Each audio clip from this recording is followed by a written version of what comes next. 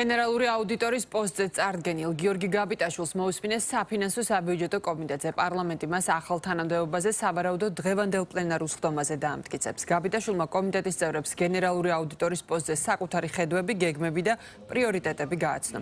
გაბიტაშვილის წინამორბედმა ცოტნე ყავლაშვილმა გენერალური აუდიტორის თანამდებობა ვადაზე ადრე პირადი განცხადების საფუძველზე დატოვა, ის ფინანსთა მინისტრის მოადგილედ დაინიშნა.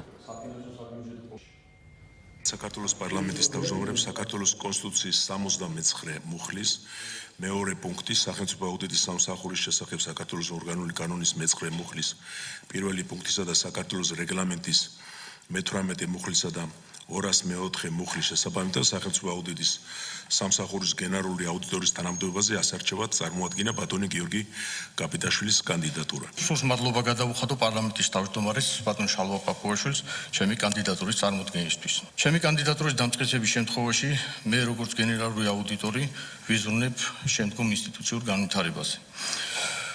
ვიღებ ვალდებულებას დავიცვადე კიდევ უფრო გავაძლიერო სახელმწიფო აუდიტის სამსახურის ძირითადი პრინციპები: ობიექტურობა, დამოუკიდებლობა, საჯაროობა და პროფესიონალიზმი. ჩემი სურვილია აუდიტის სამსახურის მიერ მომზადებული დოკუმენტები გახდეს კიდევ უფრო სრულყოფილი და ცხადი.